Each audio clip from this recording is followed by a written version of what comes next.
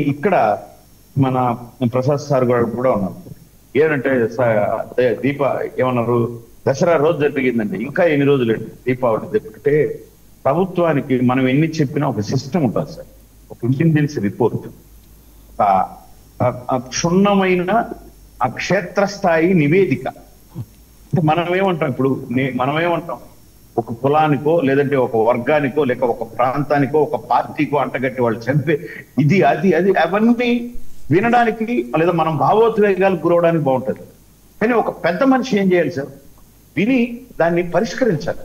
ఈరోజు నిజంగా hats off sir India Chandrababu Naidu గారికి కానీ పవన్ కళ్యాణ్ గారికి కానీ పరిణితితో వాళ్ళు ఎడుతున్న తీరుకు కానీ నిజంగా మేము అభినందన తెలుపుతున్నాం. ఎందుకంటే వి ఫీల్ ప్రౌడ్. అంత మంచి విజన్ ఉన్న నాయకులతో, అంత మంచి గొప్ప లక్షణాలు ఉన్న ఉప ముఖ్యమంత్రితో చూస్తా ఉన్నందుకు ఎందుకు గర్వపడుకుంటారు. మీరు చూశారు లక్ష్మి, నేను బాలకోట సార్తో కూడా ఏకీభవిస్తాను. ఇటువంటి సమస్య అంటే ఇంత క్షుణ్ణంగా బీజేపీ నుంచి, ఒక జనసేన నుంచి, ఒక ఆ హోంమంత్రి నుంచి ఇంతమంది వచ్చి వివరాలు తెలుసుకొని ఆ బిడ్డను మీరే అన్నారు, ఆ బిడ్డ గొంతు మేము విన్నాం. మీరు ఇప్పుడు 1000 సన్నాయి నొప్పులు నొక్కిన వాళ్ళు ఏమైనారండి? నేను అడుగుతున్నా.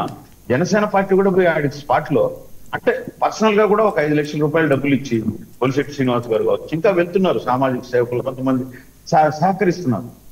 మరి రోజు ఏం చేస్తున్నారు అని అడిగిన వాళ్ళు ఏం చేస్తున్నారు సార్? కనీసం ఆ పిల్లలకు 4 బిస్కెట్ ప్యాకెట్లన్నా ఇచ్చి వచ్చి కదా, మేము అడగాలి కదా, మేము మాట్లాడాలి కదా సార్. ఇప్పుడు మేము పడినాం కదా, లేదు. మరి ఇప్పుడు అంత పెద్ద సంఘటన జరిగినాక ఇది జరగడం అన్యాయం, అమానుషం. మా పార్టీని కూడా ఖండిస్తున్నాం మేము ఇది అని చెప్పి, నాకు తెలిసి చిన్నపరెడ్డనో ఇంకొకన్నో 100% దానికి ఖండిస్తున్నారు, సపోర్ట్ గా ఉండదు. అధ్యక్షుడి నుంచి ఏం చేసినాడు అధ్యక్షుడు? ఈ మాజీ ముఖ్యమంత్రిగా ఆయనకు బాధ్యత లేదండి? సరే, ఈరోజు ఒక 5 లక్షల రూపాయలు డబ్బులు అందరికి, తర్వాత వాళ్ళ జీవితాంతో బ్రతకడానికి 2 ఎకరాల భూమి సార్. మనం అంటే ఇంతటితో వదిలిపోలేదు ఈ గవర్నమెంట్. ఏదో కంటి తురుకుగా మేము ఒక 10 లక్షలు ఇస్తున్నామని చెప్పి చేయించుకోలేదు. ఆ చిన్న బిడ్డల పేరుతో ఎఫ్డీ చేసి అంటే వాళ్ళ భవిష్యత్ ఆ పిల్లలకు చదివిన రోజులు వాళ్ళకు విద్యకు తోడు.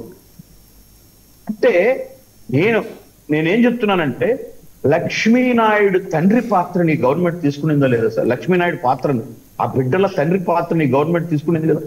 అంటే ఆ తల్లి, ఆ బిడ్డ, ఆమె ఆవేదన, అసలు వాళ్ళకు ఒక తండ్రులాగా చంద్రబాబు నాయుడు గారు, పవన్ కళ్యాణ్ గారు ఈరోజు అండగా నిలబడలేదు సార్.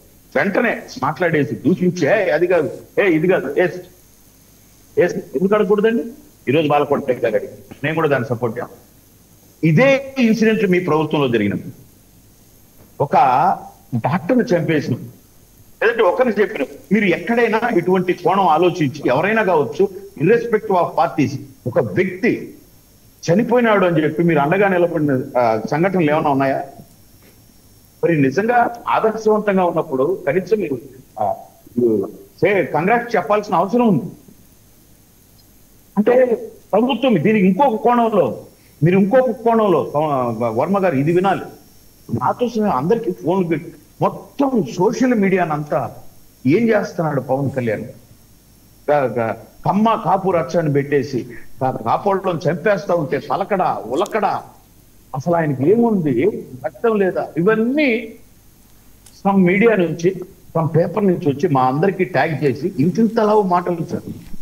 మీరు మనుషుల, ఈవెన్ ఇంక్లూడింగ్ నాకు కూడా ఫోన్లు వచ్చినాయి. సరే నాగేంద్ర గారు ఇప్పుడు అది న్యాయం జరిగింది, న్యాయం అయిపోయింది. ఇంకా దీన్ని ఇంకా ముందుకు తీసుకెళ్ళడం మంచిది కాదు. దీని మీద మనం డిస్కషన్ చేయడం కూడా నాకు ఇష్టం లేదు.